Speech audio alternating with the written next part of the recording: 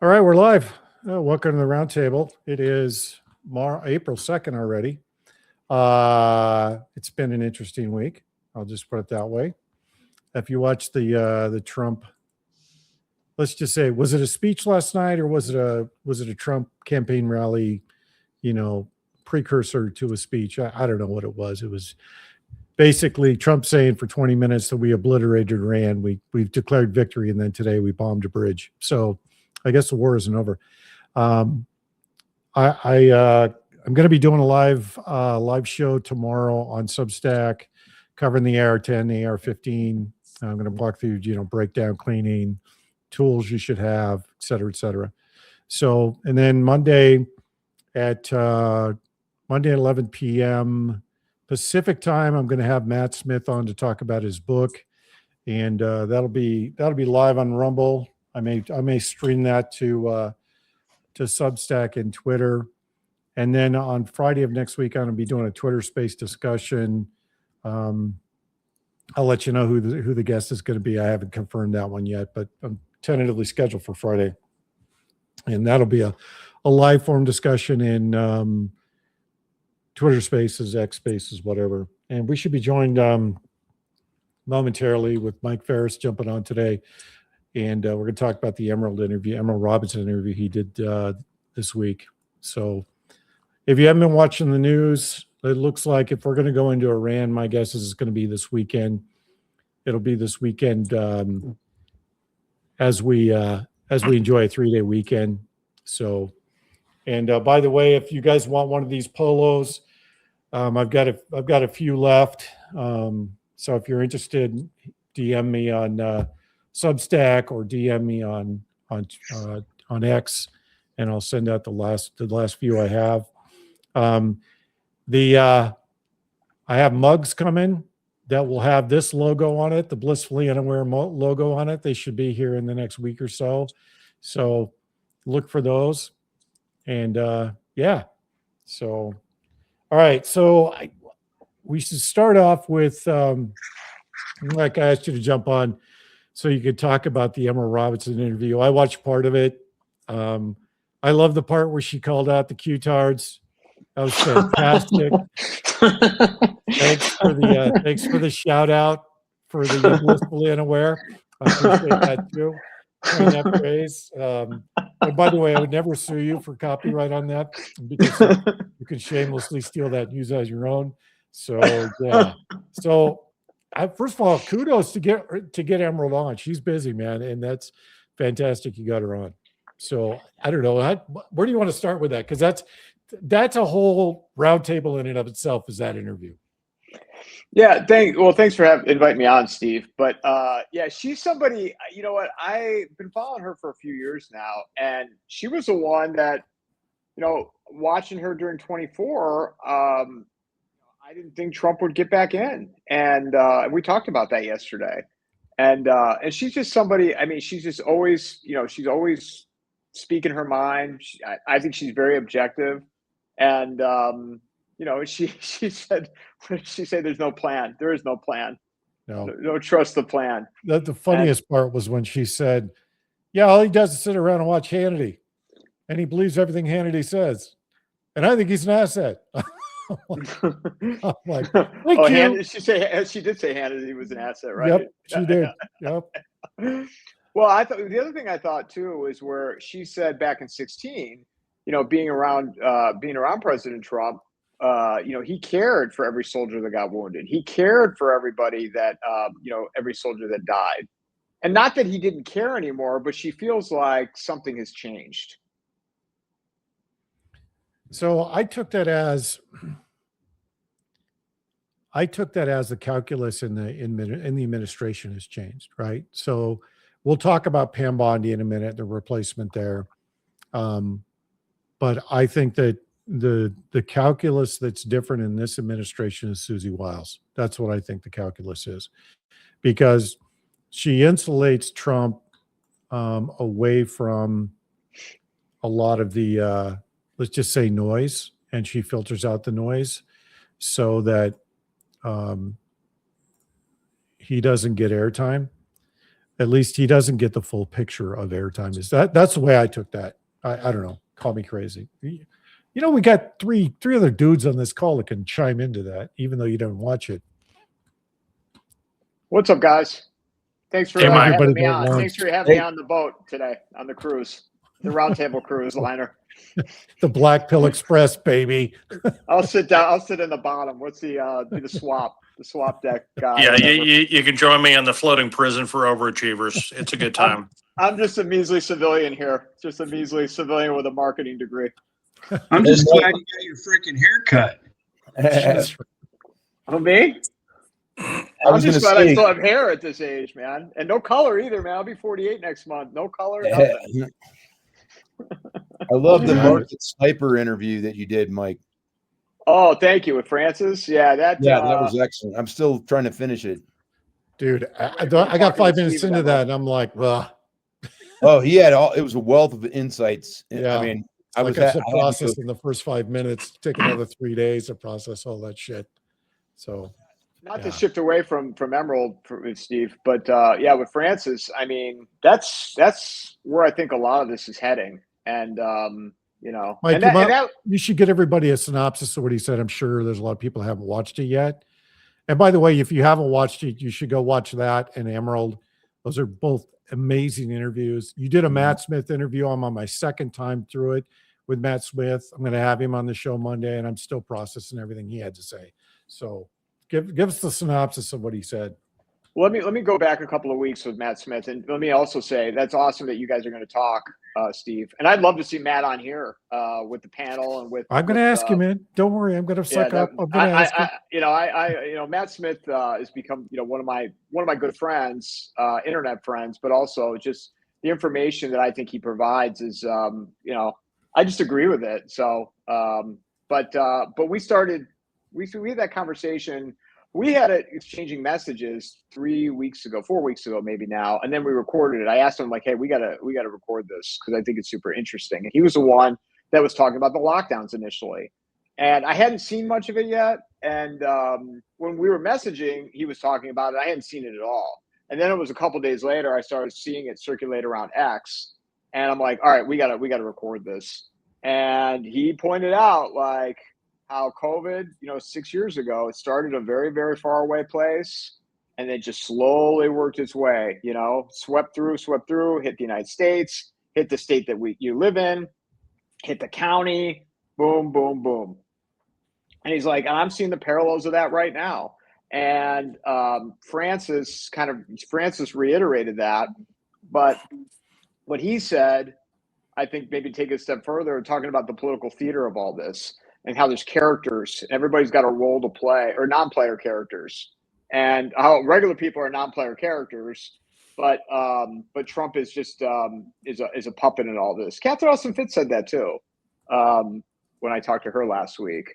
That he's just basically a puppet in this play, and Francis thinks that the lockdowns are going to occur, like Matt, the way it looks right now, the trajectory we're on.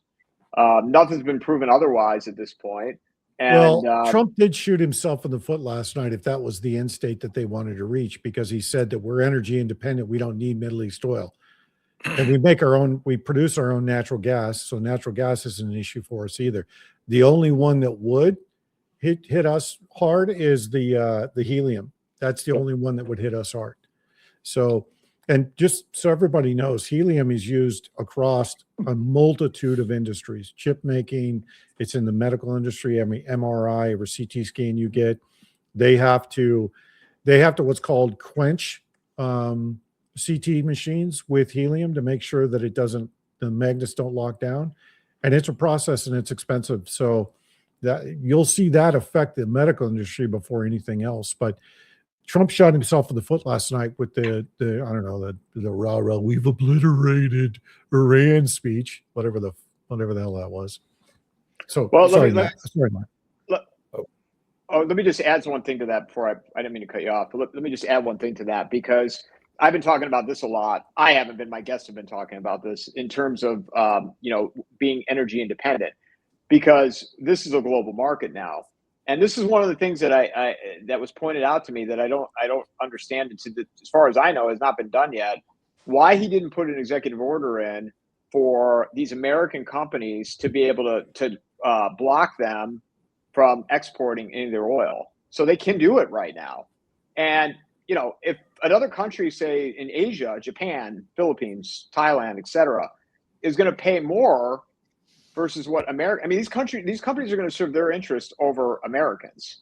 And I don't know why he did not put an executive order in stopping this. And the other thing to this as well, I had Art Berman on last week, and he also made it a point to say in 2016, it was illegal up until 2016 to export, I don't know if it was all oil or specific types of oil, and that changed. Congress changed. Do you know that? Did you know that, Steve? I didn't know that. But so it's like, all right, we changed it, capitalist, global, economy or whatever. We changed it, and now why wouldn't you put an executive order in once the bombs start dropping? Yeah. And on top of that, too, Congress just passed the ability for companies to start researching or I don't know if it was research or approve the use of plant-based and plant-injected, however you want to call it, vaccines. That was approved too. Probably didn't know that one either. I didn't know that one. Can I interject one thing? Yeah, go ahead. A friend of mine is a fund manager for energy investments, and he knows the energy secretary. He said that an executive order exactly like what you're talking about might be coming. Like, yeah, but we're 6 weeks into this. Yeah, I know. We're 6 weeks Why not in. already? I agree 100%. It's an executive order. It doesn't need to go through Congress to get it passed. Yeah. It's kind of like dealing with the Washington State Ferries. They publish a schedule, and you show up at the dock a half an hour early, and you're watching your boat sail away. That's pretty much how that works. So, or Wally World's closed. Yeah, Wally World's closed. You go all the way across the country in a shitty. Miss up front, could have told you. Yeah. No. I was going to say, I thought I listened to about 45 minutes of Francis Hunt, and I thought that he kind of sounded, it was like a financial Mike Yon is kind of what I came away with. Yeah, we'll get to Michael Yon too. His new video is like, wow. Yeah. So, yeah. That and the if we're still talking about the oil, it just baffles me that this executive order hasn't been done. And the other thing is too is the Strait of Hormuz. I mean, didn't they expect this was going to happen? I don't know. Don't you spend billions? You guys are military people. Don't they spend billions of dollars wargaming this stuff? And here's the last thing I'll add to that is the insurance. Why?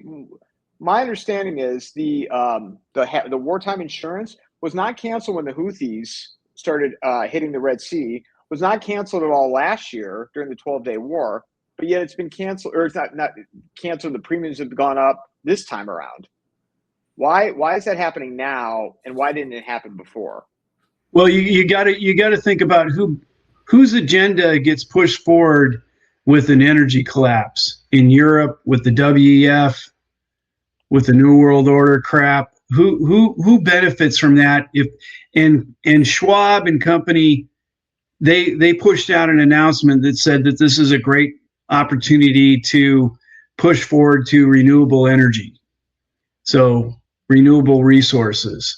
So they get to push their agenda. So if you've got people on the World Economic Forum that own these businesses that use process oil or make fertilizers or process natural gas, they benefit by pushing their renewables agenda forward, because that all but kind of petered out and died, right, with the new administration and a lot of anti-climate change stuff coming out, and so now they get to maybe revive that and push forward with renewables.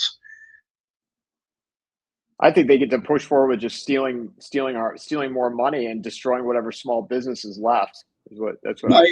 Yeah, well, COVID 2.0, same, exact same game plan. Oh, it's the same messaging. Killing people. whether people realize it or not, most of these globalist type business people are all on board with depopulating the world. They've all bought into it. It's all kind of hidden. That agenda is hidden behind all the others. Well, they're using the same language. It's the same. So when I heard this shit in 2020, a buddy of mine called me and it's like, dude, how much of this is real? I'm like, it's all bullshit. This is the exact same script that they played at the start of the Iraq War in 2003. It's exact same bullshit, right? And they're using the exact same script that they used in 2020. You know, stay home, work from home, give those big box stores and logistics companies and the people that need to use fuel, give those guys a break, and we'll get through this together. Yeah, that's never going to end. That's never going to end. And I think it's all a scripted event, because when we have how many O plans and con plans that we war game every single year. We exercise and we go through and update those con plans and O plans every single year. We know exactly what the game plan, or we should know exactly what the game plan of the Iranians were going to be. I mean, we have some of the, well, I don't want to say the best minds, but we have some very smart people that do those O plans. So, Well, it's the same thing we had with Taiwan with JTF 519. Is that, you know, we have the entire op order. Here's the plan. This is what we're going to do, top to bottom. We have the same thing for Korea. We have the same thing for Iran, and it's one where at least in doing that deep dive, they would look at the second, third, and fourth order effects. But when you have an administration that decides, like, well, fuck it, we'll get it done in a weekend. It's going to be great. You know, weekend at Bernie's with bombs. Awesome. Let's see how this goes. And it's like you show up Monday morning. It's like, oh, it's not over. What? Well, now what? yeah. And then it just snowballs from there. So I think Catherine Austin Fitts was right, Mike. I think that all these guys are players. They're playing their part. I think this is a scripted event to usher in QR codes. I mean, Sri Lanka was the test bed. Remember Sri Lanka? Anybody remember that? They ran out of everything, and then magically, after they ran off their former president, somebody else came in and they started issuing QR codes so people could get food and gas, etc. It's the same game. It's the exact same game. Same shit, right? Narrative's exactly the same. Like, oh, we don't have any shit, so we're going to issue QR codes so we can ration the fuel. And because fuel is so expensive, we're going to ration the food. And because fuel powers all of our water stations, we're going to ration the water. Social scoring system overnight, done. And watch how many of these liberal retards that, and let me say it again, retard, that are going to sign up for this shit and smile while they run into the gas chamber. They're going to smile while they're doing it. Hey, I gotta say something. I got a buddy. I love him for this. I love him for other things, but this is great. So he travels for work and he goes out to eat a lot, and he goes to, eateries and bars and coffee shops, and he likes holding a real live menu in his hand and being able to look at it. But all these places now, they got QR codes on the table. You got to scan the menu, you pay with your phone, all this stuff.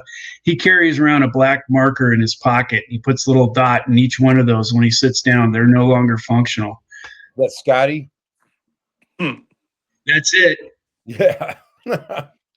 Well, and I think the other thing, though, too, with all this is, and I lost sight of it. I mean, 24 was fun, right? And it was great to see the libtards in tears. The memes, Peanut the squirrel, even though it was tragic that Peanut the squirrel got killed. I missed the Peanut. And Fred the raccoon. Let's not forget about Fred the raccoon, who also died tragically with Peanut. But, 2020 was not that long ago. And think about, if you break it down in two segments of operation, the lockdowns and Operation Warp Speed. The lockdowns, you lost your ability to make a living, right? You lost your ability to make a living. You were shamed if you wanted to go see your grandparents. You were shamed. People started snitching on people People had meltdowns if you didn't wear a mask in the store. It happened to me. This Well, woman wait a literally second. was flipping. I know where you're going with that, Mike, and I just need to interject because I wrote an Substack article on this, right? So what COVID did was it empowered all of the Karens it gave them a sense of ownership, it gave them a sense of power, and it turned everybody that was on the fringe and disenfranchised into a fucking rat. They're all brown shirts. That's what it created. It was the exact same playbook that the Nazis used to create the brown shirts in the first place, right? Foment hatred, dehumanize people, and then turn them into brown shirts. That's exactly what COVID did. And I can tell you the business climate, I can say it now because I officially am gone from my other company, officially walked away from the place. I can say this now. What it did was create a bunch of social do-gooding, social justice warriors that have politicized everything in both the office as well as in public life. Remember all those two-masked, double mask wearing retards that were at Trader Joe's blocking people that weren't wearing masks from going in? Those are all the brown shirts. And they're still there. DEI is still in place. Try being a white male trying to find a job in the job market right now, even in the security industry. Try finding a job. I know I got a buddy of mine. I was talking to him this morning. I'm like, dude, how long you been unemployed? He's like, I've been unemployed for almost 4 years. I've applied to 4,000 jobs and I've gotten 0 callbacks. So that's what COVID created. And remember who was on shift and who was at the helm when all this shit started. And who's the guy still plugging Operation Warp Speed? So before we jump to Warp Speed, let me add one more thing to that. I'm just saying. Oh yeah. But let me add one more thing to that, because, and this is one of the things, my conversation with Matt, and I think Francis and I said it too. People want to blame Democrats, Republicans for all this, right? Like the good side, bad side. I'll throw out my signature line. I'm getting a little more heat for it these days. This is not a superhero movie, right? It's not the fourth quarter of a football game. The politicians weren't to blame for COVID. The people demanded it. They demanded that their constituents lock things down. Why? Because they scared them so much. They scared people to death that they demanded that the federal government intervene. And one more thing I want to add to that, if I can, real quick, Steve. I heard this from another friend of mine, and it totally resonated with the toilet paper. Who put out the idea, who put out the toilet paper shortage? Because you couldn't find it anywhere. Women, I've been told, you probably get some heat for this, like the idea of not having toilet paper scares them. If you scare women, scare enough of them, you don't have to scare them all, most men will follow. So you don't have to scare everybody. But it's about fear. Yeah, that's it. Well, it's the mass formation psychosis. Thank you. I was literally just going to say that because that's the doctrinal term for it. And I know you said exactly what I was going to say, right? So my job here is done. I'll just say that, how many dumps a day do you think you're going to take during a pandemic that's different from what you do every day, right? Hey, people don't think rationally when they're hijacked, right? This is what you just made my point, Mike, of why I keep saying stay out of the emotional space, because it's all a construct. It's all put together, packaged, and delivered to maximize the fear, right? I look at the just in Asia alone, look at what's going on with fuel, just from the fear of not having fuel. Look at it, right? And we produce oil, we produce natural gas. I'm pretty sure we have a helium supply here. I'm pretty sure we have other critical resources here. We don't need to get it from anywhere else. In fact, I've heard from a number of different sources that we have about 300 years worth of supply, even with our current demand. So we don't have to import it, right? So the lockdowns aren't going to work like they are in Europe or in the countries that are net importers. And I definitely think that, especially in Australia, I listened to one of the Australian PMs talking yesterday, and I'm like, dude, You just went and crossed out the names in the COVID declarations, and you're saying the same shit. But look at how many people are scared, right? How many people live in fear? And here's my question to everybody in the audience. What the fuck are you scared of? What are you scared? You got to walk to the fucking store? I mean, Jesus, we've been talking about be prepared for almost 5 years now. This is what we're talking about. This is exactly what we're talking about. But the biggest thing is lose a fear. Nothing to be scared of. All right, sorry. I digress. Yeah, Yeah. I think. Oh, go ahead. Sorry. No, go, Mike. Oh no, I was just going to say, I think people they'll willingly comply again. They just have to be scared. How will they do that? I don't know. These people are very creative. Who they is, to me, it doesn't even matter anymore. Whoever this group of quote unquote they, them, but you scare enough people, and people will comply. Now, I don't know if it's just $6 a gallon gas, depending where you live, $7. That alone could freak people out. Could be something worse. But I think the percentages would be the same if you scare enough people, the same percentage would lock down again. And they would ask the government to intervene. Well, and I think on that point, what they're looking to do is if they scare the woman who in 90% of the American households, if mama's happy, everybody's happy. If mama's scared, we're all scared. And that's when the panic sets in.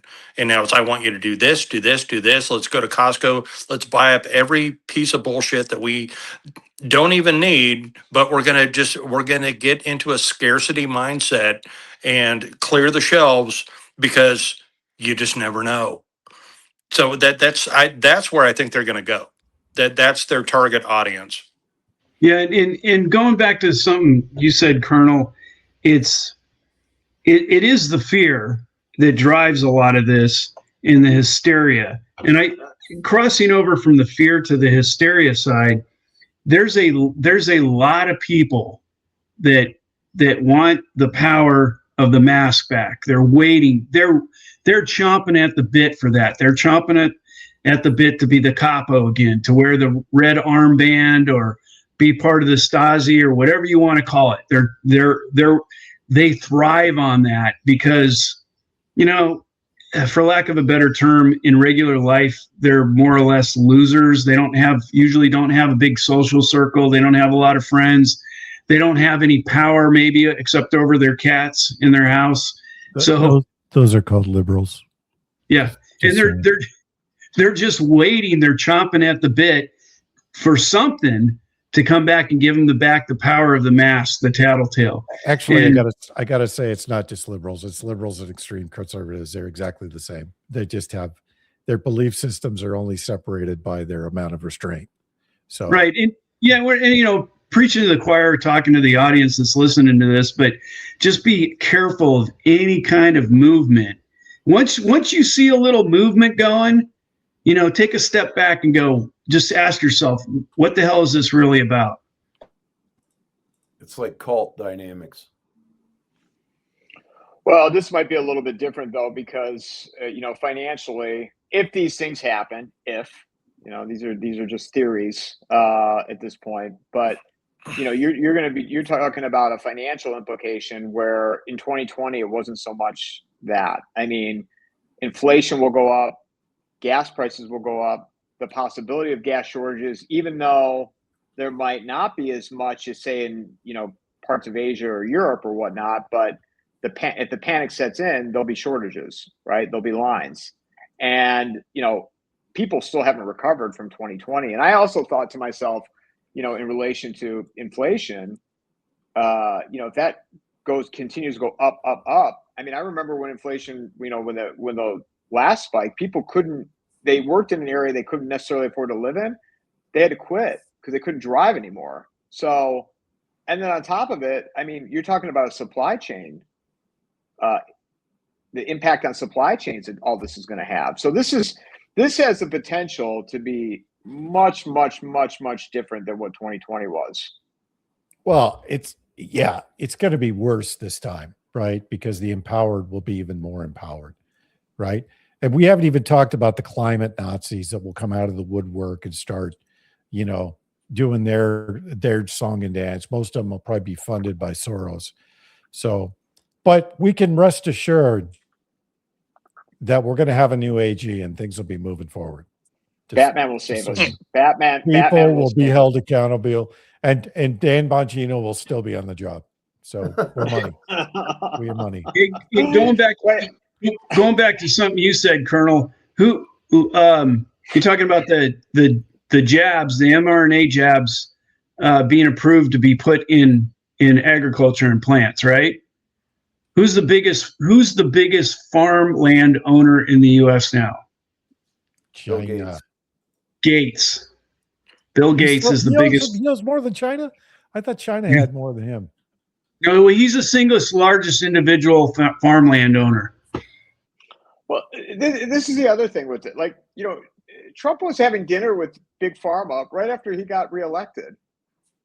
Like, this whole notion of him saving the day, I just, you can look back on. I remember when I first saw that, I was like, okay, like, is this not a conflict? Like, what are we doing here? I mean, you're sitting with these people right after you got reelected? Like, they were all at Mar-a-Lago. Yeah. Well, there was just an article put out today, several different articles and several different podcasters talking about how Maha, M-A-H-A, Maha is dead now, and that the voting public has lost interest in the vaccine debate, and so they're dropping. They're having Kennedy and his team drop going after vaccines. That they're just going to let pharma do whatever the hell they want to do. That was always the plan. I mean, I said that before they even came back in. Actually, I got an argument with a friend of mine because he had gotten Casey Means' book, and because I think she's been approved, appointed Surgeon General. She went to her hearing, but her and her brother Callie, they were doing the circuit. They were doing Tucker. They were doing Rogan. Callie, with the brother, was on a podcast with my friend Mary Bowden and Jack Cruz on Danny Jones's show. Yep, we all watched December it. of 23. It was awesome. Yeah. And Mary, I've had on several times. I was talking to all those people. I've been with some of them in Missouri with Molly James, and I was told they're going to deflect away from that and focus on food right out of the gate. So then you see Trump having dinner in Mar-a-Lago with the heads of Borla, and whoever else was there. That's all Susie. That's all Susie Wiles. Well, but either way, they were never gonna. Pharma's not going away. Like that was never going to happen. They just wanted to distract people on Skittles and cornflakes. Fruit Loops. You saw now that the Congress is giving consideration to companies like Bayer and Monsanto and all of the pesticide producers for indemnity, just like they did for the big pharma. And if that's the case, you're going to see cancer rates spike, right? Because then they don't have any indemnity, so they can do whatever the fuck they want to do, right? Well, just like with the child vac schedule, right? I mean, just same thing with the child vac schedule. Dude, 74 vaccines. RFK goes in, gets it down to 11, and some federal judge goes in and says, no, that's unconstitutional. And then Robert Malone walks away from NIH and Department of Health, Social and Health Service, whatever he was in, walked away from his position because he said the CDC is beyond repair. You can't repair it. Those people actually believe in what they're doing, safe and effective, because you're dealing with insurgents all day. So he validated my point, just like Joe Kent did. You can't reform the system from inside. The system's too corrupt. It just has to fucking fail. And that's where we're at. It has to fail. And unfortunately, Mary Bowden she's still paying the price. What has it been, 6 years since COVID? And she's still in a legal battle, right? As last I checked, she was still in it. Yeah, I know she had to cut a check. I think it was for like $179,000 or something and I forgot what the system was in Texas, but yeah, I mean, that woman, and talk about paying the price. I mean, yeah, I mean, That's but bullshit. the good thing, I mean, at least the positive for that. I mean, she got on Rogan, she got on Tucker. I mean, she finally made it to those big platforms that she could tell her story. But yeah, I mean, her and others. I mean, they paid the ultimate price for all this. What's changed? Nothing. Literally nothing's changed. Nothing. So like when I hear this whole like the Trump, and again, I was caught up in the in the moment of some of this with Trump too. So I'm not not taking blame, but how many times do you have to watch the same movie? You're not going to get a different outcome here. And people lost sight of what happened in 2020. Yeah. And who was in charge back then? That's right. Now, I've heard the duped, I've heard all that. It doesn't really matter at this point. It doesn't matter. How many Americans were died or injured from this warp speed that is still being praised today? Yeah. Still. Well, the one that kills me, Mike, is how many of those no kings retards are vaxxed and injured and probably boosted and injured and still out there protesting the Mango Man. That to me is the most effective information operations campaign I've ever seen in my career, because their hatred for Trump is so complete that they're willing to overlook that they've been injured and fucked over by Big Pharma with no recourse whatsoever. But we got to get rid of the Mango Man. As long as we get rid of him, everything's going to be fine. That's but literally. Go ahead. You have it on both sides, though. Sorry, you have it on both sides, though. You have these MAGA people that are just. I mean, it's like it's two birds of the same. What is it? Two wings of the same bird. Two wings of the same bird. You've got the extreme right that like they can't do wrong. They can't do wrong. They were anti-government before, but now they're pro-government. And then you have the opposite side to what you just said, Steve. Like they're protesting him, but they won't put two and two together. I mean, this country, the critical thinking, common sense unaware. Yeah, blissfully unaware. Those are my two favorite. Blissfully unaware, and we are living in a griftocracy, which griftocracy is not an actual word. The other thing too, and you're right, is on the other side of the fence. If you're a mega guy, because I'm not a left, I don't believe in the left or right, or Democrat, Republican, left or right. I just believe that there's people that are brainwashed and people that are less brainwashed. All you had to do was look at Trump's nomination. So the whole convention was make Israel. They literally chanted, "Make Israel great again," at the fucking convention. Like, are you really?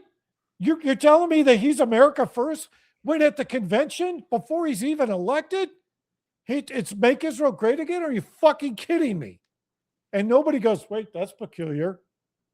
But you still got people, the always Trumpers, that are over there going, yeah, he's doing the right thing. We should totally take his Iran out. Really? You know what goes to Persia? Empires that want to die. That's what goes to fucking Persia.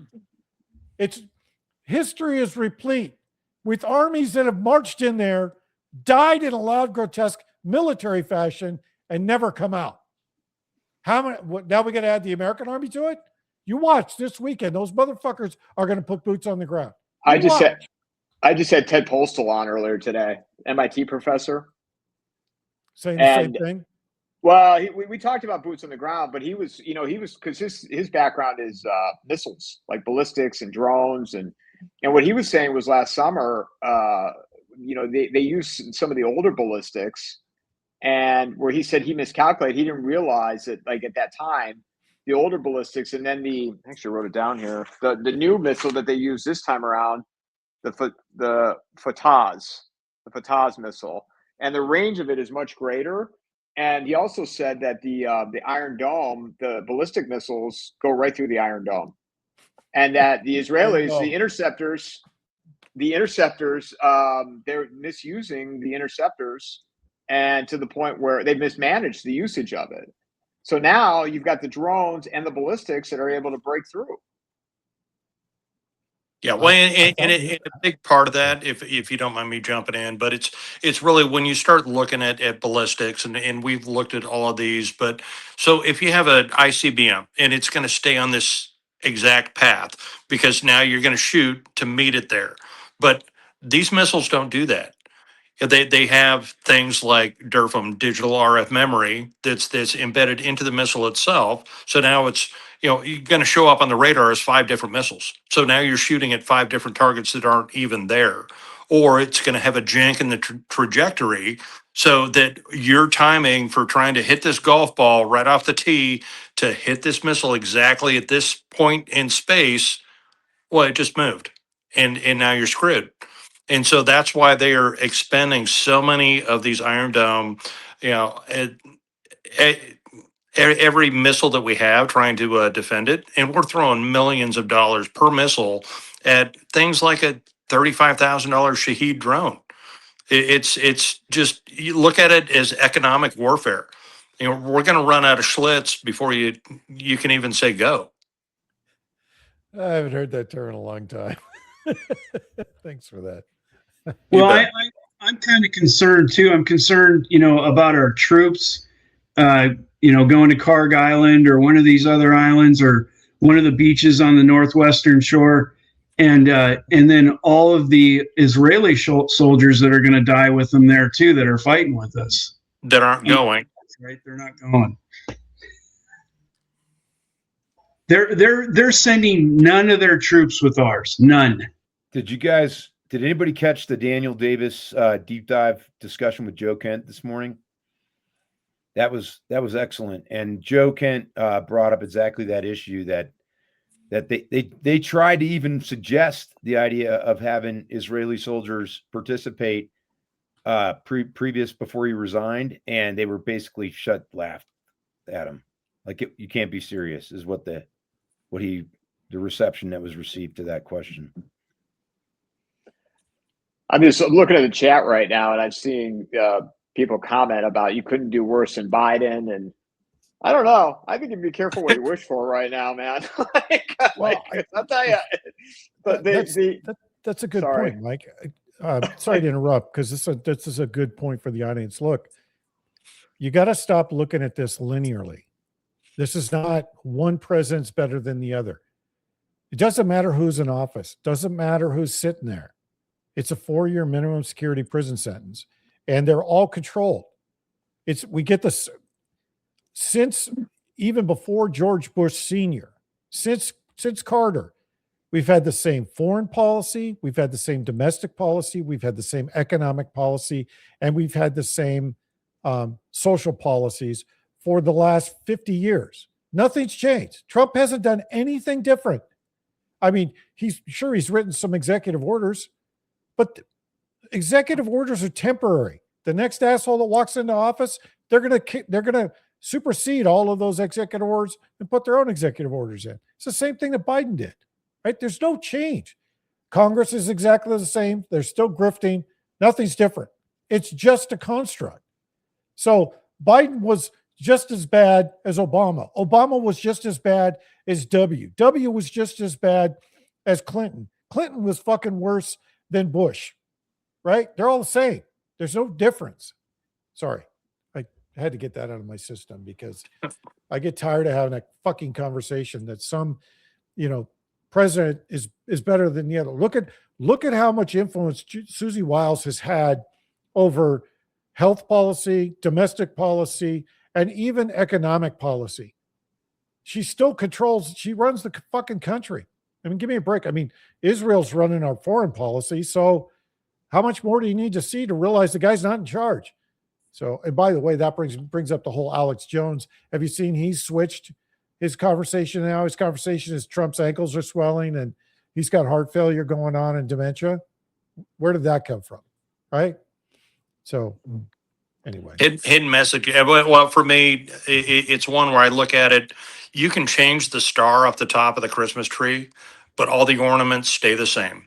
Yeah. And you can change that star as much as you want. All the ornaments stay the same. And that's where we are. And that's why I say when I hear the City of London stuff, if you watch me on Tommy's show, I keep saying the same thing.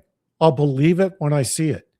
Like we're almost 2 years into this? You're never going to see it. You're never going to see it. Nobody's been arrested. You're never going to see it. But we're taking the fight to the City of London. Okay, so what's different?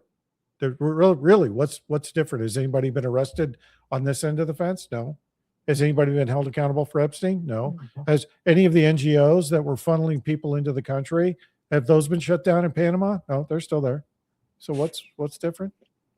Emerald did say that the first 100 days, she had heard that people were nervous. She didn't give specifics, but she did, and I couldn't question it. I mean, obviously, she's much closer to all this than I am, but well, she's still in the Beltway, yeah. So I mean, but I don't know. I saw Obama sitting courtside in an NBA game, like a highlight. He didn't look that nervous to me. Yeah.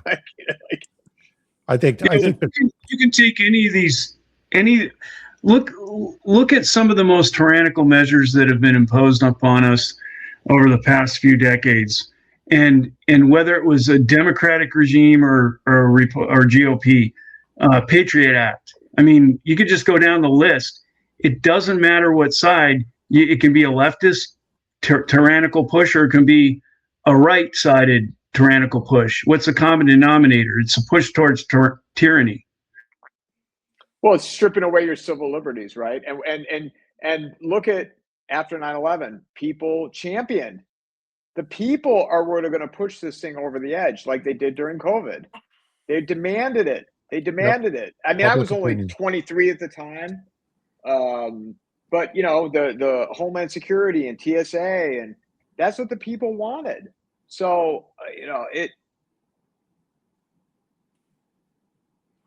Yeah, you're gonna see people on the right side, the MAGA-tards, they're gonna champion certain free speech suppression that we're seeing coming out. That's my prediction. They're gonna champion that because they're gonna be on a binary side and they're gonna go along with it. And they're gonna do exactly what they accuse the left of, just going along with what the left says and being binary thinkers. They're gonna do the same thing. Those people that I'm talking about. But look at how civil liberties have just been stripped away over time, right? From 10 years ago to 20 years ago.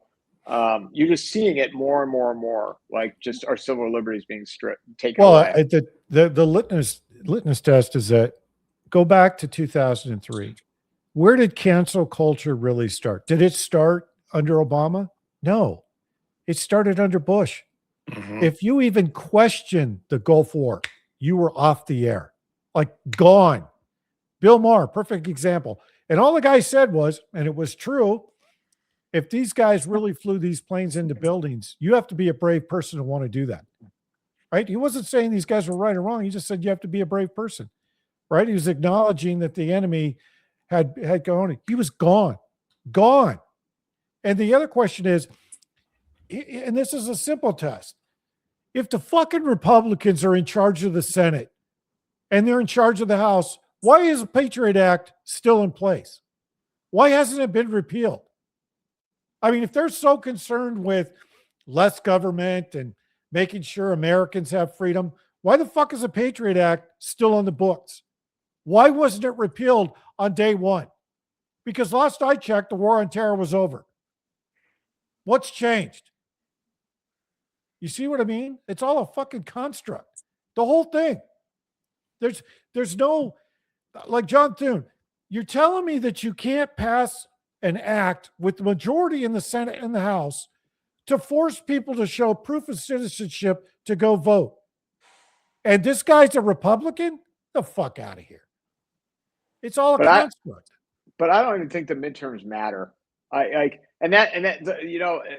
voter ID is interesting to me because these people don't serve the best interests of the community, right? So Congress is privately owned officials in public positions representing oligarchs. That's correct. All they are. They are nothing else. And Troop and I had this discussion earlier this week. I did like a mini roundtable on Tuesday, and we had this discussion where he still thinks that we need to show up, and if we don't show up, the left's going to take the. What the fuck does it matter? They're going to install whoever they installed anyway. They've done nothing to fix the voting system. Nothing. Well, Steve, nothing. Even if Democrats were to get in, they wouldn't stop any of this. No, they're going to accelerate it, right? And it'd be on the same trajectory. It would, like if this is still going on in Iran, They're not going to come in and stop this. No. And even if the Trump impeachment thing, because I've heard about that, I've heard you're hearing about that. If they do it, I don't know why they would, because whoever they is, maybe I'll start another slogan. They is irrelevant. But he's doing the bidding for them. They. Yeah, he's protected. He's protected. They're never going to find any incriminating anything to send him to prison for. He may get impeached, but he's already been impeached once. He's never served a day in jail. So what matters is whether they prosecute you for crimes that come about during the impeachment. That is never going to happen. He is protected. He's going to walk away with his golden parachute. They're not, but I don't even know that they would do that, because he's carrying out the bidding for them right now. He's a tool. This is what they want. Right, and that's why intentionally crashing the system. It would just be a show trial impeachment if they decided that it was necessary for the left or whatever. That's all it would be. Nothing would come of it. That's all I'm saying. If it were to happen, I agree with you. It may never happen.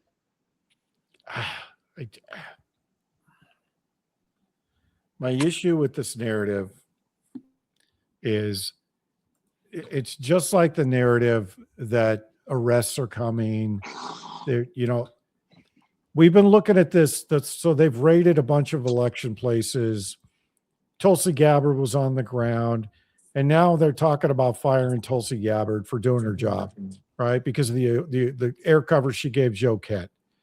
And who knows if that's real or not, right? Just like I'm still not convinced that anything in Iran is real. I'm not convinced anything in Ukraine is real. I'm not convinced of any of it, because so much of it's a construct already. Well, when you start looking at this, and you start looking at the fact that so much of what Trump, and again, this goes back to what I said the day after the election. If Trump doesn't follow through with all of his campaign promises, he will be the most despised man in American history. And he's well on his way, right? What was one of the things he said? You're going to release the Epstein files. Okay, now there's this narrative that Iran's releasing the Epstein files, but it's only Trump. It's nobody else. Nobody else in the entire history of the United States ever went to Epstein's Island. It was just Trump, right? That's bullshit. So it's hard to even know what's real and what to react to. That's the first thing. The second thing is, if Trump if like Emerald said, if he's really watching Fox News every night, then there's no 5D chess. There's no taking out the city of London. There's no arrests on the horizon. And Pam Bondi is living proof that there's no arrests, because nobody in the DOJ will even prosecute people who committed fraud in Minnesota. So how exactly are we supposed to roll people up for treason or crimes, high crimes and misdemeanors, if we can't get anybody in the DOJ to do their fucking job? It's not going to happen. It's just going to be this slow burn towards more totalitarianism. And my question is, when the fuck do the American people figure out they've been duped? When does that happen? Because I routinely get like, I'm going to take a whole bunch of shit for this, but I'm past the point of giving a shit. And 5 seconds after I end this show, I'm going to give less of a shit than I do right now about what people think. Because at some point, people need to fucking realize that they're being lied to on a grand scale. Like, really? Pam Bondi's relieved of her duties today, and they're going to put fucking Lee Zeldin in as the AG? Are you fucking kidding me? Or Harmeet? What about Matt Gaetz, the guy that nobody wanted? Why aren't you courting him? I'm like, Matt, I want you to come in on day one and wave your dick around and let everybody know that you're in charge, and then start firing people. Are we hearing any of that? No. Okay, rant over. Yeah, you So, got it. like, Tulsi supported Joe Kent. Joe Kent's not on the Israel First bandwagon.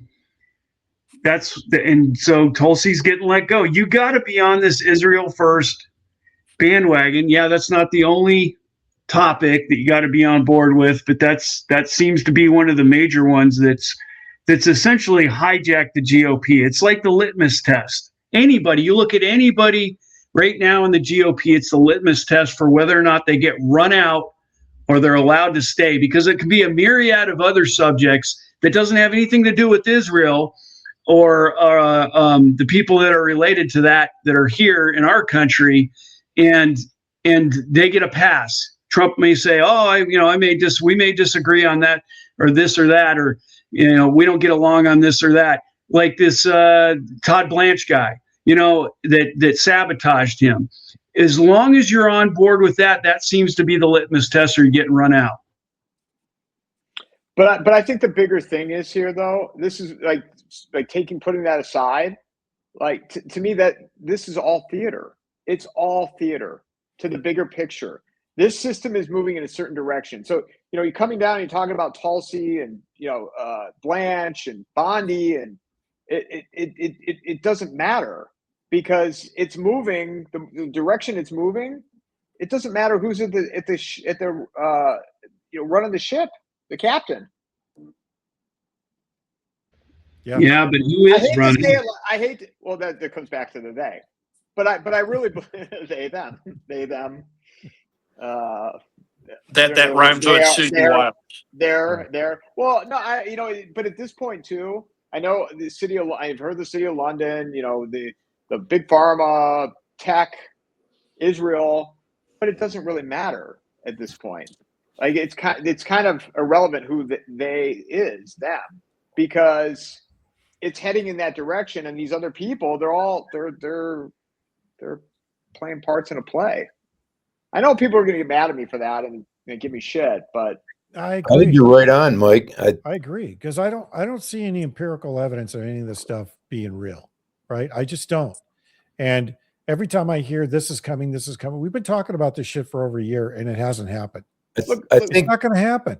Francis, think about this: if it were China, let's say it's China, let's say it's whoever, pick an actor.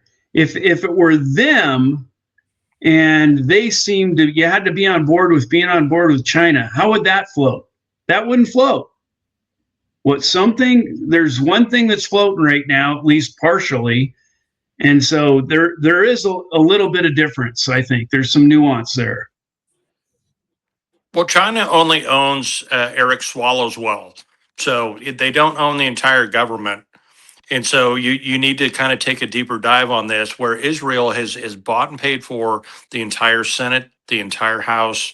They have everybody on a string. It's all kabuki theater in doing what their ask is. When you have Susie Wiles that ran the campaign for Bibi Netanyahu, let me repeat, Susie Wiles ran the re-election campaign for Bibi Netanyahu. Most people are like, what? What do you mean? Well, and now she's the gatekeeper for the White House. And so little schoolmarm Susie Wiles is there. It's like, hey, I'm fucking Susie Wiles. You want to get to Trump? You'll have to go through me. And that's where it is. And the rest of the time, if you don't play ball with her, you're not getting past. And he's never going to get the information that he really needs to make proper decisions. But again, going back to what I said earlier, I don't think any of that matters. I don't think any of that matters. True. I mean, she is another character on the stage as well. All of that, the GOP, the Democrats, China, I mean, whoever they is, I'll tell you, I mean, talking to people, I've never been to China, but I mean, yes, they are technically communist, but their infrastructure looks a lot better than the major cities in the United States right now on the pictures that I've seen, the videos that I've seen. Well, no, I'm not a China supporter for Chip. Have you been to Shanghai? I haven't done Shanghai, but I've been to Shanghai. I've been to Beijing. Yeah, totally different cities. Beijing, you're getting followed all around. Shanghai is kind of a free, open market capital place. Totally different. It depends on the area of China you're in, but super nice. But it in the areas where we stay is super nice, but it's kind of surreal because the rest of it ain't like the area that we stay in. So, but really nice infrastructure, nice roads, nice buildings, nice restaurants. But you kind of just get the feeling that a lot of the population doesn't live in those nicer areas. They're crammed into high rise with they literally are crammed into high rises. I mean, you flying over these places with the amount of high rises is insane. And on each floor, they have a capo, a tattletale that keeps track of their neighbors in and out, whether they're doing it, they've been home for a while. And if anything suspicious comes up, they report them to the government. And there's cameras and monitoring everywhere you look. I mean, if you walk around one of our airports, there's a camera maybe every, I don't know, 30, 40, 50 feet, maybe 100 feet pointed in a certain direction to capture something that if they want to go back and look at something. I am not exaggerating when there's cameras spaced on the wall. You look up at it and they're 6 feet apart, like those little dome cameras that can have 360-degree views. They're everywhere. Every single car that goes down the freeway, every 100 meters, it gets a snapshot of the front of the car and the back of the car. They are watching every single freaking thing that moves. It's insane. But I want to go back to something that you said, Mike, which is it doesn't matter. They're all players in this. But they crowd out the people that might not be a player and might voice dissension or not go along with whatever the current agenda or narrative is. And case in point, they run people out every once in a while, like an MTG or they're still trying to run out. What's the other guy's name with the glasses? Thomas Massey. They're trying to run him out still. He's just got such a strong supportive constituency in Kentucky that they can't run him out yet. They're trying to primary him out. But when you get these other dissenting voices that aren't in with the movement, with where all those rest of those actors are pushing, they push them out. So I think there can be a difference.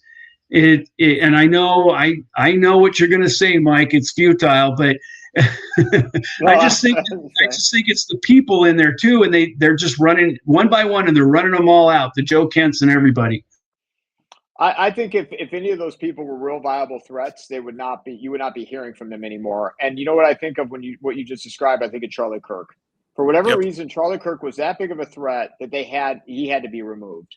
And there's discussions of what was behind him, like that was involved in his killing. And I've thought out a couple different, not just one group or one country in particular that was involved, could have been involved in it. But he was a threat. And I don't believe he was a threat because of his content creation. He was a threat because of what Turning Point USA was, the political activist organization it became, and it was only going to get more powerful. Someone or some group felt he was too much of a threat that they could not allow him to continue. But in terms of some of the other things, these other politicians, I don't think they view him as a threat because, what is one politician going to do to stop this, where it's going? Right. No, I agree with that. I agree that one Thomas Massey is not going to be able to change the tide, but they still try to run him out because they don't want more Thomas Masseys in there. They want to show everybody, hey, look, don't be like a Thomas Massey. Be like these other guys. Drink the Kool-Aid, take the money, do your insider trading. Pretend to the public that you're fighting for them. Yell to them up on the podium what they want to hear. Say the things that they want to hear, and you're not going to fulfill any of that shit, just like Trump did.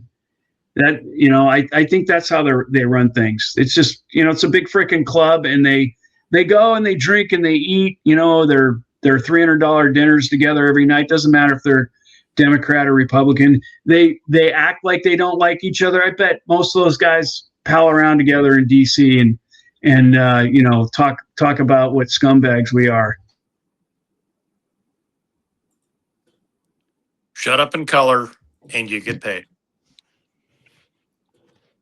Well, oh, go ahead. I was going to just say something that I thought was really critical in the Francis Hunt discussion that relates to what we've been talking about.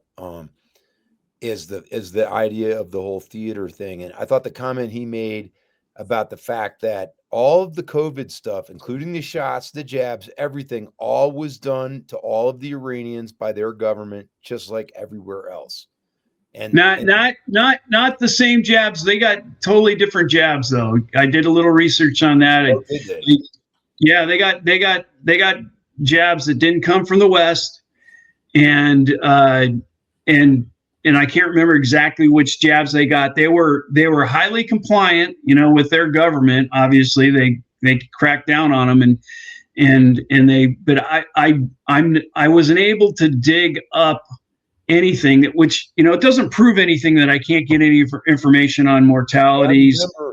I remember back to COVID. I mean, I think this is important because if Iran was in on the whole COVID narrative with like everyone else, it points to the fact that everything we're seeing now is theater. And I remember watching during COVID when they were saying, I remember at one point they're like, there's huge deaths in Iran, and they were showing videos.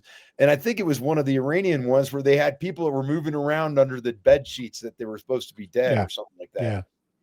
Yeah, the propaganda is thick. That's why I don't believe anything, because the propaganda is so thick. The AI is so thick. You don't know what to believe, and there's no source of truth, right? Everything is manipulated. Emerald even said that. She even said that. So yeah, I'm not the only one that thinks that. So I think what's interesting. So one of the other narratives that I think is developing, which I don't know where this one's going, but it is very entertaining to talk through, is the whole UFO stuff that's coming out, right? Like, you listen to this stuff, the Matt Getz thing. I'm watching this Matt Getz thing, and obviously it's real because he hasn't denied it. But him sitting there saying, I was briefed by a representative of the United States Army, and so was my staff, that we're breeding captured aliens with humans to make alien hybrids. Like, you can't make that shit up. That's like, I was in the fetal position, dying, laughing, going, he just said that shit. Like, really? And then the caveat, I can't corroborate that story, but I was briefed by an Army official. Okay. So now we've gone from their interdimensional beings to their captured aliens, and we're breeding them with humans. So, one, that explains Mark Zuckerberg. Alien. Two, Bill Gates. Alien. Borla. Alien. I think he's a reptilian, though. Whoever breeded with his mom or whatever she was and legged that egg broke before he was supposed to hatch. Just saying. My thoughts, anyway. I think if you want aliens, you could just go to your local Walmart and see all the aliens that you need to. That's Is that a demographic or what? I mean, wow. Why do you have to go to outer space to see them? Dude, I shop at Walmart. I shop at Walmart. I've shopped there. I was there the other day, and there was a dude. I'm not shitting you. There was a dude. He's got black combat boots on, black goth hair, and a shirt that says "Jesus is a cunt." In the middle of Walmart. I walked by and I'm like, dude, you get an A just for wearing that shirt. How many times have you been punched in the face today? Jesus. You just can't make it up. Just saying. No, if you want the pinnacle of Walmart, you need to go to Fernley, Nevada, which is halfway between Fallon, where I was with Top Gun, and Reno. And by far the most off the planet people you've ever seen in your entire life. Well, give us an example. Is that like the baby Hueys walking around with the crop top and the beard? It's like adults in diapers, with Crocs on, just walking around like this is normal. It just unreal. It's like every face piercing you could have. It's like, I didn't know Rebar could do that. Oh, well, there you go. Was the original band from Star Wars playing there? Pretty close.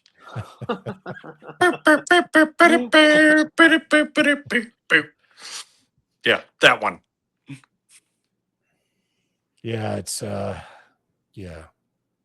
Oh, there's the hybrid. Thanks for posting that. Yeah, I put that in the private chat. I thought you might want to. That is, I didn't get to listen to it. Alien hybrids known as hybrids. Well, and if we want to dive a little deeper, and this is my whole theory on it, because after doing deep dives into Lockheed Martin and Northrop Grumman and General Dynamics and all that, they all have these ships, and whether they built them on their own or took other technology to make them, they never want to let them out of the box. And we used to have airspace that would go up to 80,000 feet, which is called, Dreamland, that we would fire up every night from like 1 o'clock in the morning to 4 o'clock in the morning. And it would go basically from Mexico to Montana and cover our entire airspace on the western side. And it's one, if you think about it from their standpoint, if we ever let these out of the box, it completely nullifies any and all of the iron, you know, brokers that we are. It's like we want to sell F-15s, we want to sell F-22s, we want to sell F-35s. This is where we make our money. If we bring this out, it nullifies everything.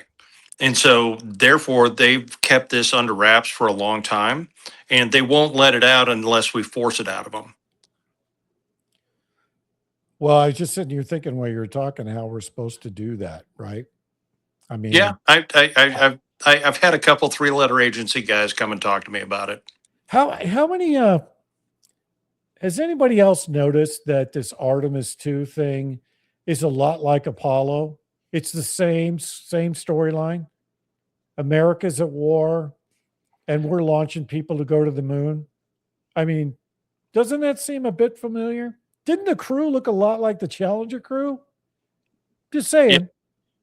No, very, very close. But Reed Tonto Wiseman, who's one of my really good friends, and he was one of my Tomcat JOs, is the mission commander for Artemis 2.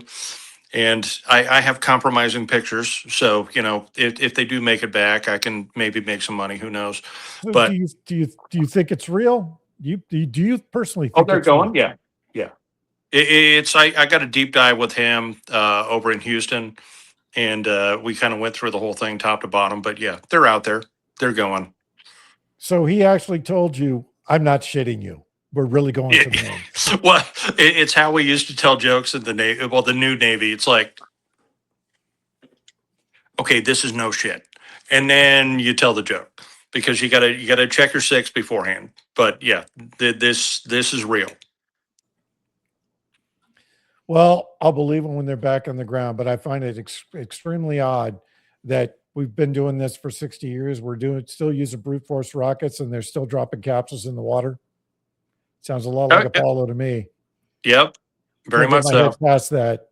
Yeah, but we're not filming it in a hangar, somewhere on some secluded Air Force base. Well, one thing that did give me hope was that they said that their Windows box was already fucked up and that they needed help from the ground to unfuck their Windows blocks. So that sounds exactly like something that would happen, 30 minutes of cursory IT setup in space with a Windows box. So that to me sounds real. Well, well, that's why they're going around the Earth. It's like they're not going to, make the last jump until all their shit is solid.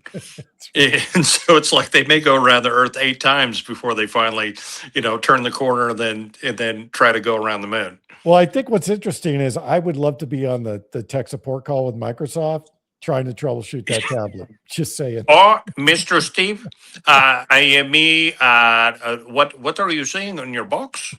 Yeah, that'd be perfect. I need you to give me remote desktop spots and fix your spacecraft. I need to give you a remote control, please. Yeah, those guys. Oh God. Hey, Steve, I know Colonel Johnson wanted to talk about Professor Zhang, which I haven't had a chance to watch it. And can we spend some time? We good on time to talk about that for a little bit? Yeah, we're good on time. Go ahead.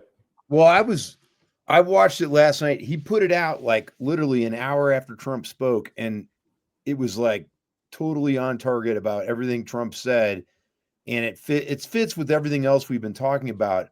And I sent it to Jan to look at, and Jan's like, "Oh, he's a Chinese op," just like you've said, Murray. But I listened again today. Tucker put a thing out, and I fell asleep listening to it, but it almost sounded exactly like Tucker had watched Professor Zhang. And I know Zhang was on Tucker's show last week, but what Zhang said, what was really interesting, is he kind of went down the path of where Jan goes as far as the depopulation thing, but then he turns it into this is a way to end the global American empire in a way that reinforces now our strength in the Western Hemisphere. And he goes through all of the shortages and everything that are going to occur. But basically, he lays out a theory that says the net effect of this war, if the Hormuz doesn't open up and if they destroy all the energy sources and access in the Middle East, is that it's going to make the U.S., Canada, North America, basically, and Russia now the two dominant natural resources areas in the planet. And the Europeans are going to be left out in the cold, and also somewhat the Chinese, was his opinion. What's interesting, after listening to that, talking to my I was skiing today with a buddy of mine who's an energy fund guy and our kids, and he was saying that the thing is that China has done such a huge push to go to electrical vehicles that the oil doesn't have the same leverage on them that it used to have. And that's why he's like, we're not seeing oil at $250 a barrel yet. And partly it's because the Chinese have made such a huge push to get to electric vehicles. But anyway, I thought the Professor Zhang thing was really worthwhile, even though I haven't figured out what his angle yet. Like, I'm not sure where he's trying to take us with his own psyop. But I call him Beijing Bob. Yeah, but that's how I look at him. I think it was worthwhile, if nothing else, just to know what the Chinese think, But yeah, I saw a little bit of Tucker's. It was a self monologue, right, for 50 minutes or something. And Yes. I only got about 10 minutes into it today, and I haven't watched Professor Zhang yet. But I think about when we're talking about this, and this is where the whole Trump is, the cabal and the elites and what have you. Who's that? If the United States becomes this great power in their hemisphere, who's going to see the benefit from that? Not the people, right? Not the people. I cringe when I hear that anymore. Zuckerberg and Gates. Well, whoever's at the, it's like the companies that have the oil right now, right? Like, they're going to serve their company's interest.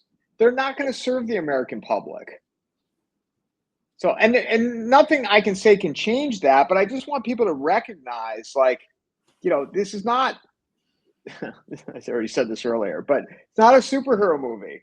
So yeah, the United States, how are they benefiting from what's going on in the Middle East right now? Because in Phoenix, where I live, $5 a gallon of gas and the price of beef, it's not helping me. Dude. How are we benefiting from this? Like $40 to $50 a pound for steaks. 40? Yeah, 40 or $50 a pound. Wagyu is like $55 a pound. And steak used to be like $6 a pound, $8 a pound, and look at it now, ridiculously priced.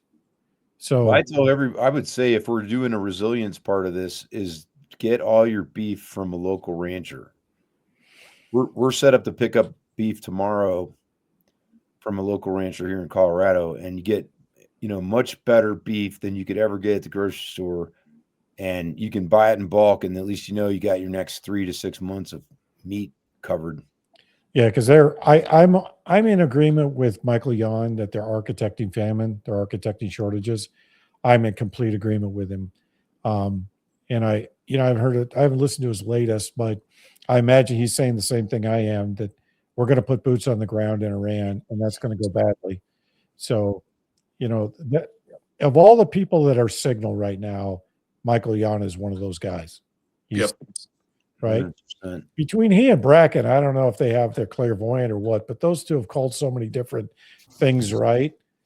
And I got a kick out of him, had him going after Luongo the other day. That was fantastic. I spit my coffee out laughing at that shit. Because look, we're calling it like we see it. And there's, my brother used to say, it used to drive me crazy. There's the what we want, and there's the what so. And the what so is never what you want. And the what so right now is all these things that Trump is doing are antithetical to America first, everything. And I'd be stupid not to call that out, because I haven't seen any movement towards dismantling any of the things that harmed the U.S. before he was president. But zero evidence of any of this. Zero. Yeah. Well, here's the slippery slope that I think a lot of the plan trusters fall into. For instance, when what's the Chinese professor's name? I can't remember. Zhang. He talks about how this might be a move so that we can be an exporter of energy and we can make a ton of money off of other countries, and how closing the Strait of Hormuz might have been a brilliant plan, but again, that falls into the plan truster thing. It's you're looking for the bright side. You're looking, okay, what if this is a good move? But for me, it always goes back to what you just said, Colonel. What things have been fixed that were screwed up with this country before he took office? Yeah. Let me back up. Who is this a good thing for, though? This is what I don't understand. Who is this a good thing for? Well, exactly, because you're if you're a plan truster, you're thinking on a nationalistic level. You're thinking that there's people here that run corporations that would have our best interests in mind, and they don't. This shift towards multinational globalist companies, corporations, they don't give one shit where they just want to make money. They don't care where their company is. They don't care who benefits from it, as long as they're benefiting the most. Didn't Oracle just fire 20,000 people by email? Yes, they did. I had an old neighbor of mine got fired from one of Jack Dorsey's companies by email, or laid off the whole department. Yeah, because he was forcing them to use AI. Yeah, that was recent too. But the whole thing with this is like, okay, who's benefiting from it? So like the trust of plan and the cabal. Okay, how is any of this benefiting regular people? Sorry, man, I don't trust the 10. Trust the 10, man. I don't trust that. And that we're moving towards a technocracy right now. It's happening right in front of us. Oracle laid off 20,000 people so they could refocus $1.5 billion towards data centers to support AI. That's what they're doing. That's what Facebook's doing. That's what all the rest of the tech companies are doing. And AI is here to stay for at least a while. Now, do I think they're going to hit a wall with chips and processing? Yeah, because look, we're in an arms race right now with China for AI, and there's no guardrails around it. So you know how that's going to go. That's going to end badly. So I don't see any end in sight to this. What I see that we're still going to need, no matter how much AI they put in place, I don't see AI plumbers. I don't see AI electricians or AC guys. In fact, Pilots. Yeah, I don't see any of that happening.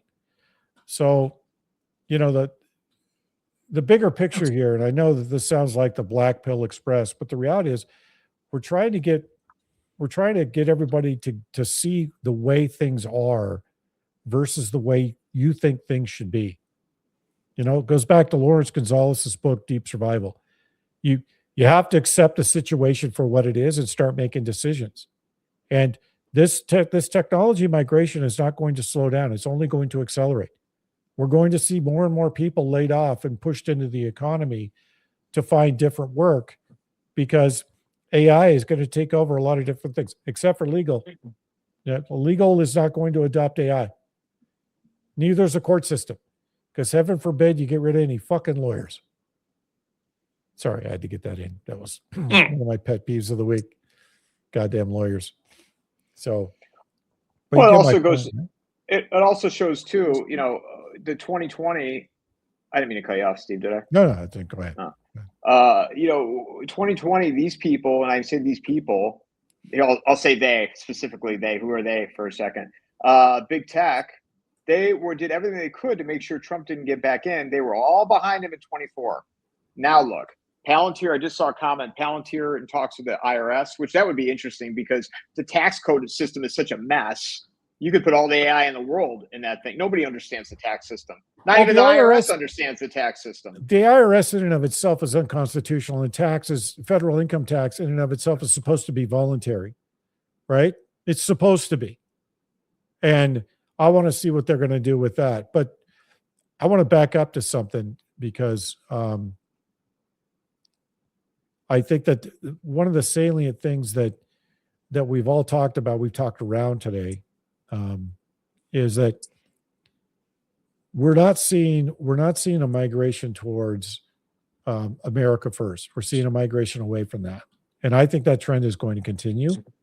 And I don't think it's going to slow down. I think that's going to accelerate too. So, What do you mean by that? Can you expand on that? Well, no, 80% of the population didn't want a war with Iran. 80%, probably 85%. And here we are getting ready to put boots on the ground. I don't think that's going to stop. I think we're going to see other decisions made and other actions taken by the administration that are completely antithetical to anything America first. And I think it's going to be in short order. And that's not even the economic hardship that's ahead of us too.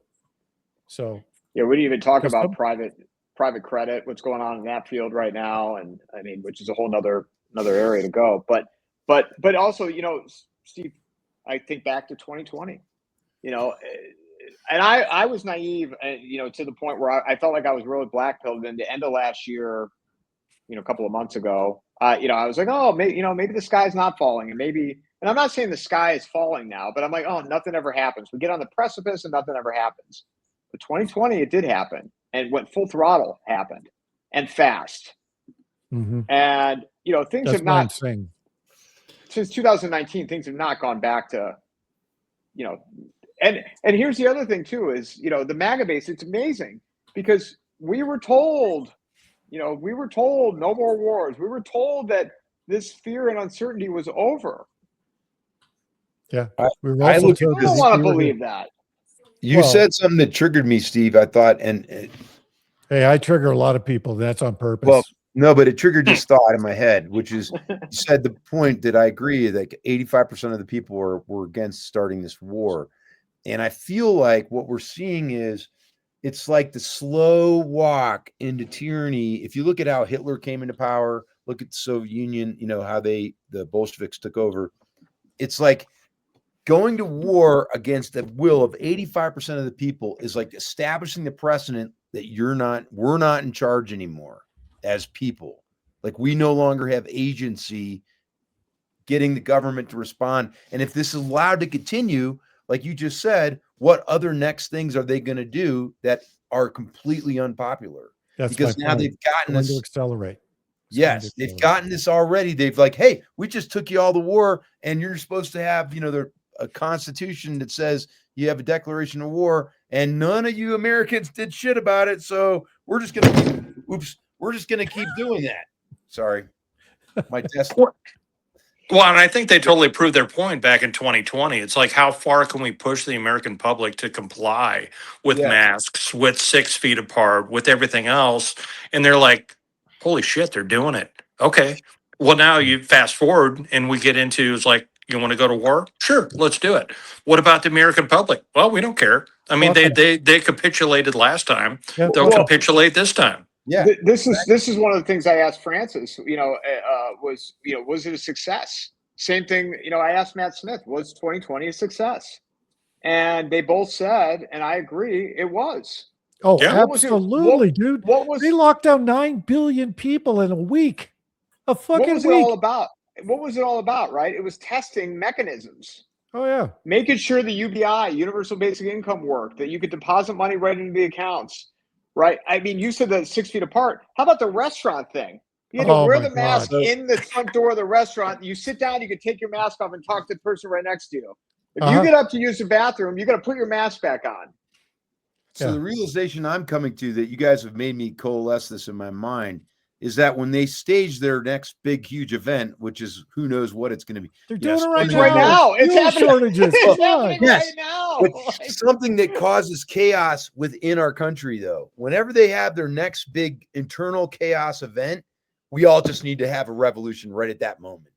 Because Wow. until that happens, I'm not we ain't calling. I'm doing not calling shit. for that. I'm not calling for that. Like, no, Look, no. here's one thing that I've learned. First of all, I don't make predictions anymore because I've been wildly inaccurate because the American people are obviously willing to put up with way more bullshit than I thought. Number two, and did Washington State really pass a fucking income tax? Did they really do that yesterday? Yep. Yes. Jesus Christ. Yeah, over $1 million, something. Yeah, wealth tax. You know, I'm just gonna piss people off. Don't give a fuck Direction- anymore. Directional 5 arrows in the seconds after I get supermarket. through with this show, I'm gonna give less of a fuck than I do right now. But if you're in Washington, at what fucking point do you realize these people are communists? I mean, really, when do you wake up and realize these guys are full commie and they're consolidating power? Colorado, same deal. Polis, I just saw yesterday, Governor Polis of Colorado just put a thing about how they were trying to make a move to take over northern New Mexico and make it part of Colorado. I'm like, oh, well, this is obviously you're planning for when the Civil War happens. You want to have your power base be bigger. But really- here, Go ahead. oh, sorry. No, No, go no, ahead. no. I just want to like, yeah. I don't know. Like the idea of the Civil War. I don't see it. You know, I mean, even with this governor of Colorado, it's just that's more theater, more political theater. People will take. I'm gonna get probably a lot of shit for this. People will take it. Like, Yeah, and you saw during 2020, people, you know, a lot of people claimed a lot of things, but enough people complied that, you know. So I think this time's going to be different because you might not have the ability to go get gas. It might be so expensive that you can't go anywhere.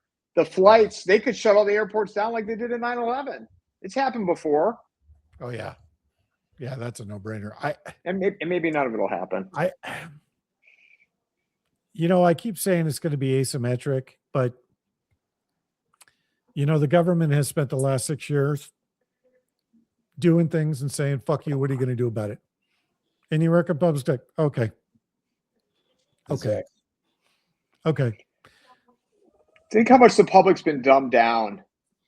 And you saw 2020. That was another test that they. I'm convinced that the jabs make people retarded. Well, even before that, though, Steve, look at the school system. They just push these kids through.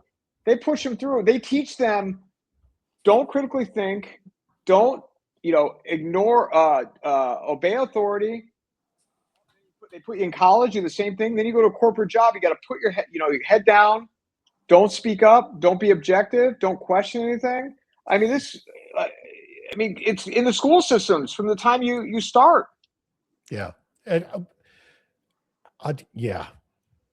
Well, it's People can't indoctrination to shut up and color. Yeah. That's the whole thing. You're a cog in the wheel and be a good worker bee. And this is your box. Stay in your box. Well, Off you go. react and think with your feelings. How do you feel about that? How does that make you feel? Do you feel disenfranchised because you were misgendered? Or do you feel like you want to rip somebody's throat out? It's stupid. I like, have you seen math in grade school right now? Or Dude, new math absolutely kicks my ass. I have a 13-year-old and it's like, Dad, can you help me with math? Logan, come on over and help your sister with math because I sure as fuck can't do it. I do. It just makes no sense. I look at him like, this is not math. This is like, draw this box. How many boxes draw? Like, yeah, it's retarded. It's dumb. Yeah. Retarded, fake, and gay. Well, and people are they're so dependent on ChatGPT and Grok too. And that's only going to get worse.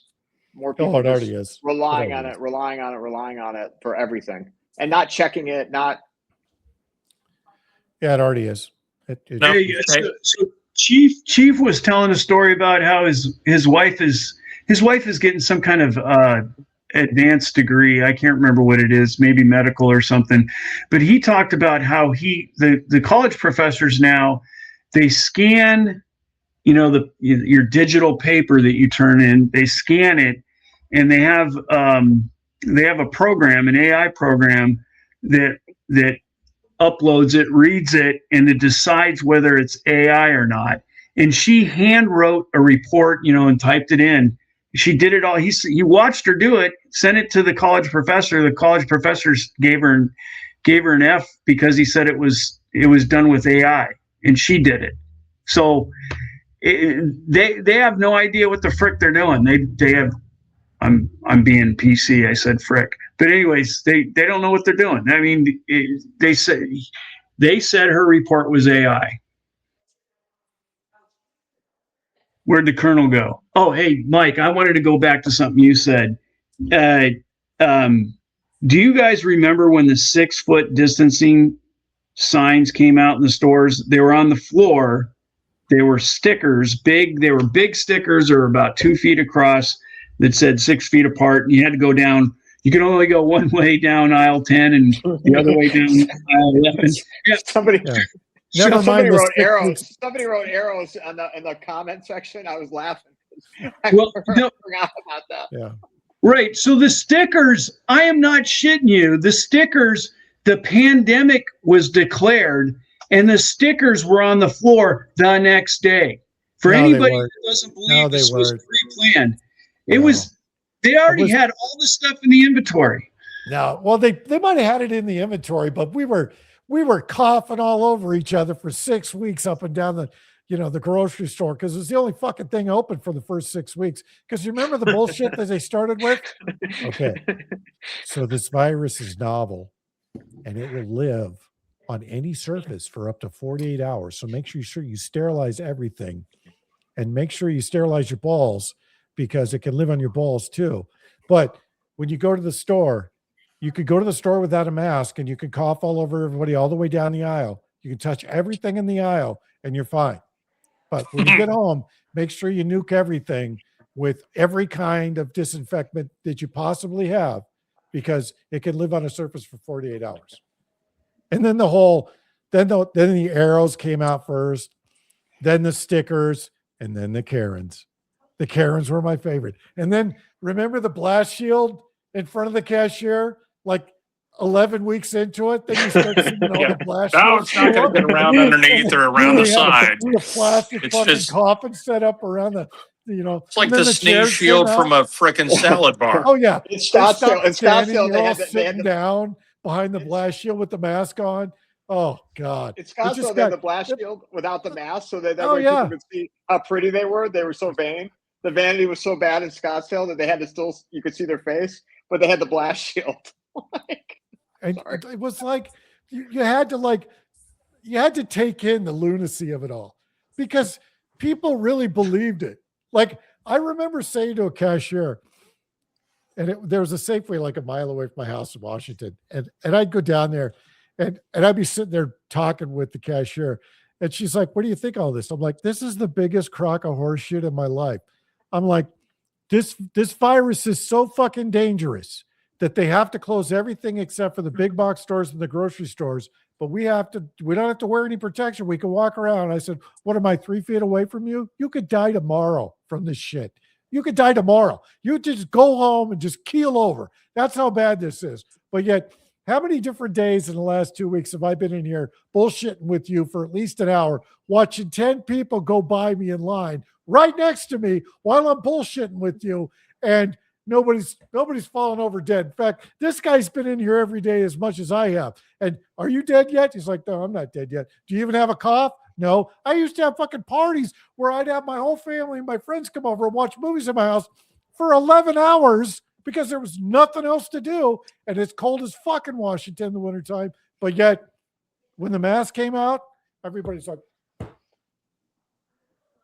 yeah, and you can't. You had to space 6 feet apart, but you could put 200 people in an airplane sitting shoulder to shoulder. That was okay. That was safe. And then you'd wear your mask, and if you took it off, it was slipped off your nose or something. Somebody would give you the pull up your mask signal. It was insane.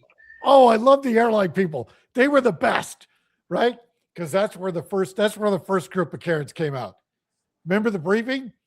You don't wear your mask like this. You don't wear your mask down here. You have to wear your mask up over your nose. It's got to be sealed over your nose. Otherwise, we'll have to ask you to get off the airplane.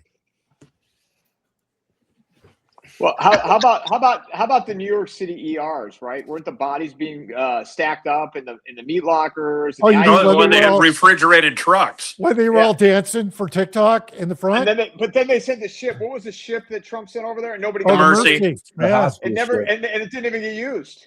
No, they were all dancing on deck.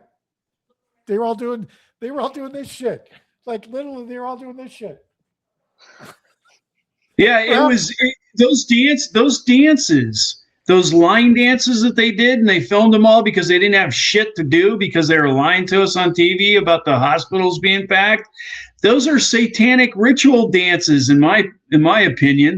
They're up there dancing to death, and while they're making money off of killing people on ventilators and remdesivir. The funny part of it was, they're all talking about how nurses and our first responders, it's so brave. They're so brave. They're all out there dancing. It's like, how long until we see the gas station attendants having dances? That's when we'll know the next PSYOP is starting. Oh my God. It's like, but it begs the question, at what point do people look at this and go, this is lunacy. This is a construct. Like, I remember getting into a physical altercation with this fucking retard at Trader Joe's before the mask came out because I wasn't social distancing.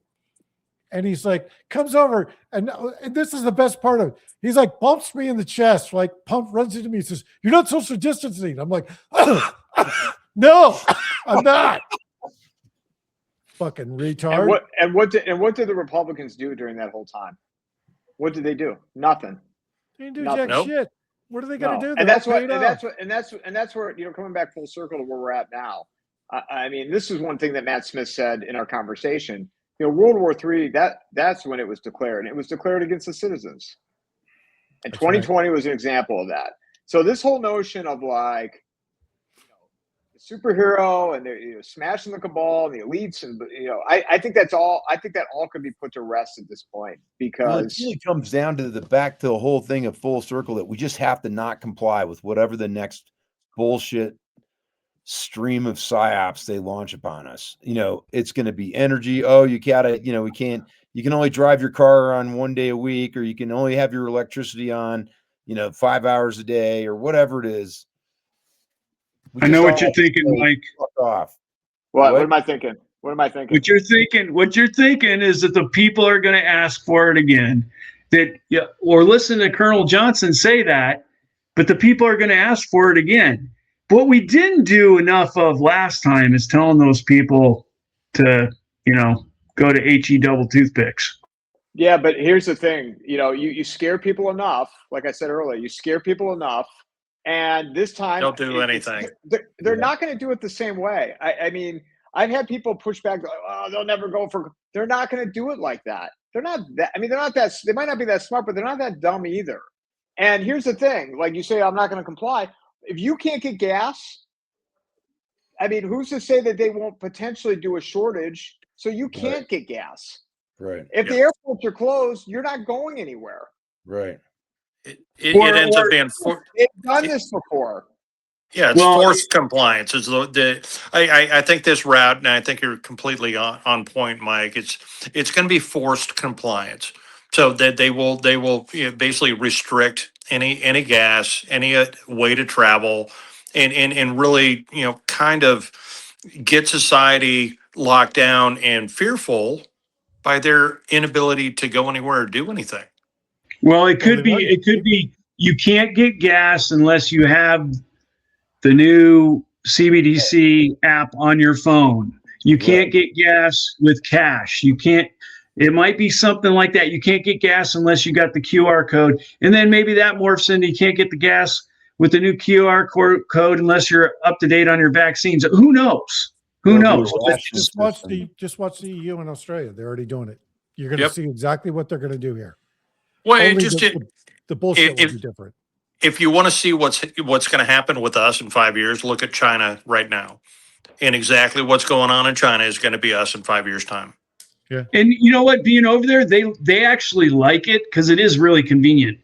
And in a sense, you have everything on your phone. So they pay through everything like through WhatsApp and stuff. And all they do is they touch their phone to whatever little payment machine it is, whether they're getting dumplings or chopsticks or whatever they're getting. So they just touch it to the machine and everything's on there. Their ID's on there, their vaccination record, everything's on their phone. But guess what? Say the wrong thing on social media and you go to tap it at the train station and the train doesn't let you, the light turns red, doesn't let you through the bars. And then you're filmed and you better leave the train station or somebody's coming to pick you up. People don't realize that's where it goes. That's exactly where it goes. And here's the best part of it. Not only do they shut you off from going to the train station, they shut off your bank account. So you can't buy shit. You can't do shit. You can't even get in your own apartment. Oh, yeah. But that's happening now. I mean, that's happening here now with lawfare. Yep. People's credit cards have been, I mean, I think people need to understand where this country's at now. This has been happening for a long time. I mean, I had, VDare, if you guys know that story with Peter and Lydia Brimolo, they experienced a lawfare. The only reason lawfare came to light was because of what Trump went through. But those guys were experiencing it, I don't know, 10, 15 years ago. They couldn't book a conference. They'd book a conference and the conference would find out the what they were going to talk about, the subject matter. They would cancel them. Letitia James destroyed VDare. They moved from New York to West Virginia. They couldn't close their nonprofit in New York. You had to get permission from the AG, the state, to close it. They wouldn't let them close it. They broke them. They crushed VDare. So, people need to understand like where we're at in this country. And I'm not a supporter of any government in this regard. But China's infrastructure, to me, it looks a hell of a lot better than what they have here right now. They're doing it through private companies here, right? The government's not doing it. They're using private organizations. Look at the censorship. Right here. That they're using private companies right here. Look at the censorship. How long is YouTube hid behind we're a private company, we can censor who we want? Even though the FCC says openly that a town square is a town square. And they're doing the same thing through banks, right? Do you know the ADL right now is collecting intelligence on people that are considered subversive to or anti-Semitic, and they're submitting it to banks? I can tell you, I just went through that. I literally just went through that to where I finally today, I was able to break free of the last organization because somebody reported my show and it was a fucking crusade. Literally, it was a fucking crusade that they went on to prove that I was anti-Semitic, I was racist, I was homophobic, whatever. Pick your fucking adjective. And it should tell you everything you need to. I'm like, fuck it, I'm out. I don't need to put up with this shit. And luckily, I live in a right-to-work state. But somebody, again, COVID created the rats. One of the rats didn't like what I was saying and reported the show. And of course, companies they're already risk averse to social media. I could tell you, if you're a professional, there's no business on this planet that likes any podcast or podcaster because you're a threat to their brand and their reputation. That's how it's viewed. But when you add to it that you have HR departments and you have internal departments that are run by liberals, it becomes a political crusade, especially if they don't like what you're saying. If they like what you're saying, they'll pat you on the back.